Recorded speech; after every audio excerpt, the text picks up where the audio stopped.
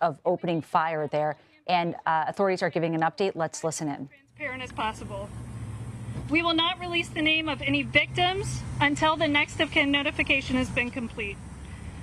We will not speculate as to any intentions, motives, or backstories, given that this is an ongoing investigation.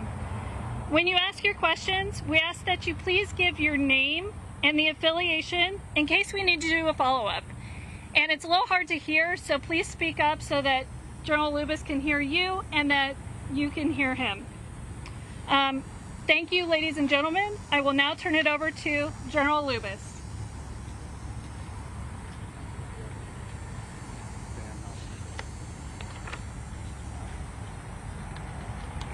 Good afternoon, ladies and gentlemen, and thank you for joining us. This morning, shortly before 11 o'clock, an active duty soldier assigned to Fort Stewart, Georgia, shot and wounded 5 of his fellow soldiers here on Fort Stewart. Thankfully, all are in stable condition and all are expected to recover.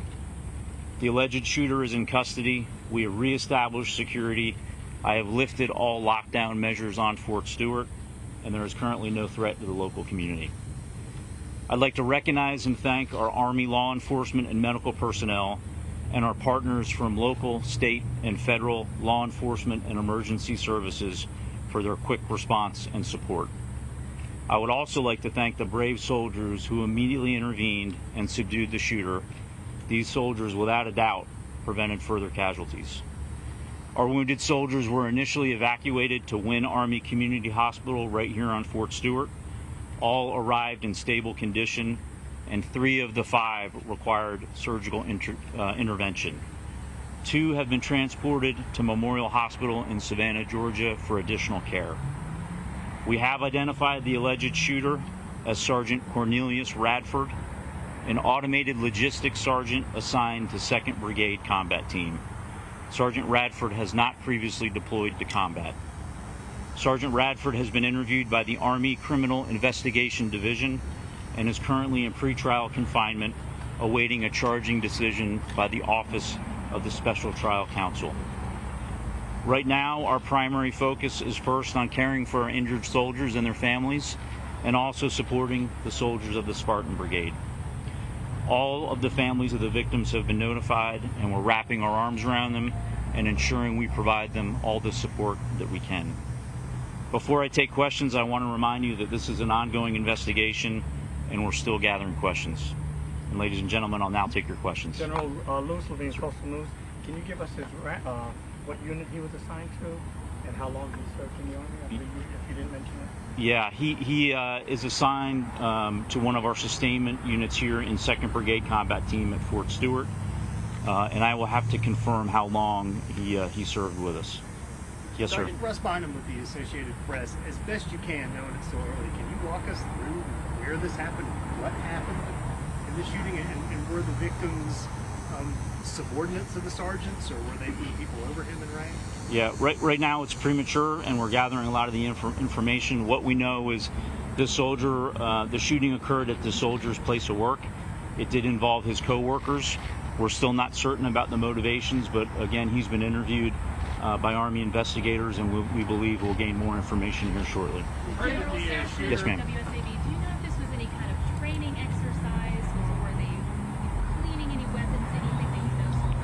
No, ma'am. We don't have any reason to believe it had anything to do with a training event. Other than that, I can't state the motivations for this soldier. We've heard that the shooter may have been from Jacksonville, Florida. Are you able to confirm that? We also heard that he had maybe been arrested for a DUI recently. Yeah, at this point, I can't confirm where he's from. We can follow up on that. I do believe he was arrested locally for a DUI that was unknown to his chain of command until the event occurred, and we started looking into the law enforcement databases. Robin, now from the current, can you tell us whether or not that was a military weapon or whether this was a personal weapon that the person brought on base? Yes, ma'am. I can confirm it was not a military weapon, and we believe it was a personal handgun. Just a short Yes, sir. Savannah Morning News. What does this mean for ongoing security measures that this situation was able to occur with a personal weapon? Yeah, I'm very confident in the security of this installation. We've got a great partnership with local law enforcement. As you can see here at our gates, we have armed guards in protective equipment. This one's a bit difficult, and we're going to have to determine how he was able to get a handgun to his place of duty. Alicia White News for Jax. Has the suspect had any prior disciplinary or behavioral issues on base? No, ma'am, not that we're aware of. But again, it's early in the investigation, but not that I'm currently aware of. I know that Sam Maggio, WJCL Spice News. You mentioned that some soldiers helped subdue him.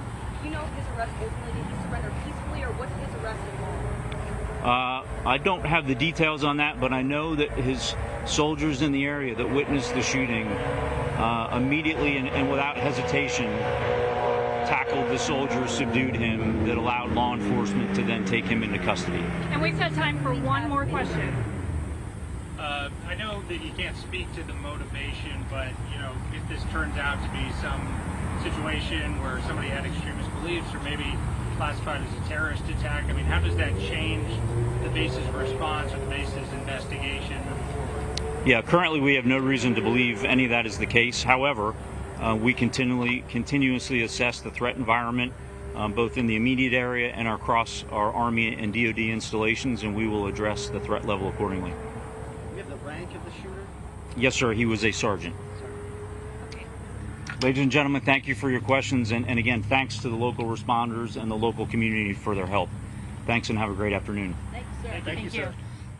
All right, we've been listening to an update there from Army officials at Fort Stewart in Georgia. That's about 40 miles outside of Savannah, Georgia. And they're giving an update after a U.S. Army sergeant is accused of shooting 5 of his fellow soldiers earlier this morning, around 11 o'clock this morning. The news that we're hearing there is that all 5 of those soldiers are in stable condition. All are expected to survive. But this created a major issue, safety issue there at that Army base. Lockdowns were implemented. Those lockdowns have since been lifted. And we're hearing there that soldiers intervened and helped subdue this sergeant. The name that they gave there was Sergeant Cornelius Radford, who was assigned to that base. And we also learned right there that officials are saying that this was not a military weapon that was used in this shooting, but a personal handgun. Obviously, they're going to look into how that gun was able to be taken on to the base and his workplace there. Anna Schechter joins us now. She is the senior coordinating producer for CBS News' Crime and Public Safety Unit.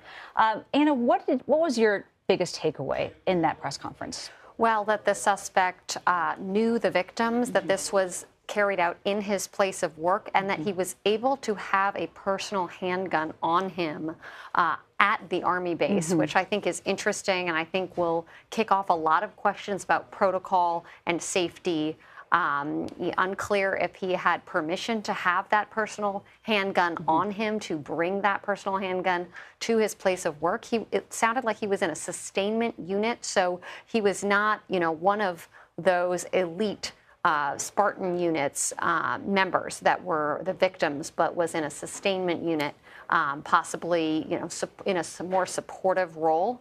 So we'll learn a little bit more about that. But all of that really jumped out at me. Also, great news to hear that all 5 are expected to survive. We also learned that 3 of the 5 needed to go into surgery.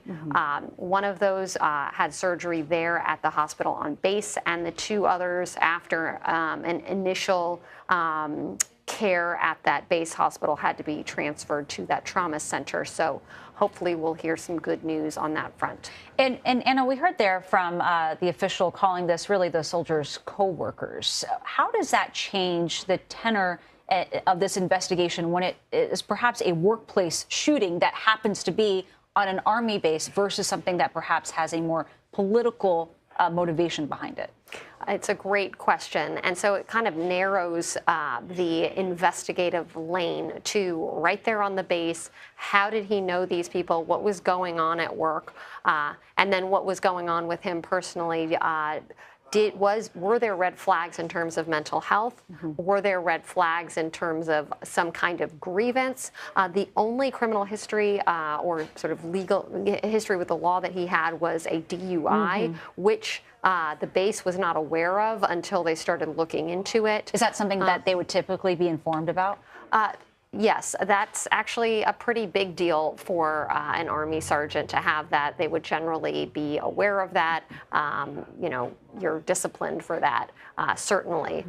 You know, the standards are extremely high for all of these soldiers, particularly a sergeant working with this elite unit. Yeah, you know, they talked about how they've already interviewed him at this point. I know that the investigation still is in its early stages, but what really comes next? Well, right now, we learned that he is being held in a pre-trial confinement office, and there's a military judicial system that he is now a part of. So this is separate from, you know, like a county prosecutor. There is, this is all going to be contained on the base, but all of this is going to be carried out within the base under the military protocol, and you know that is a little bit different. You have a military prosecutor who will likely bring charges, but this all is going to get kicked into motion, and it's a unique system that he is now going to be contained in. So rather than having like a wide investigation, we are really zeroed in on this particular base, and the judicial system will also be carried out right here. And the situation really could have been so much worse when you hear that all 5 soldiers are in stable condition and that they're expected to really make it through this. It's just remarkable. 100%, and soldiers intervened. In fact, they made a point to say that this could have been worse had soldiers not stepped in and apprehended him. All right, Anna Schechter, thank you very much. We really appreciate your insight in this. And we'll be right back.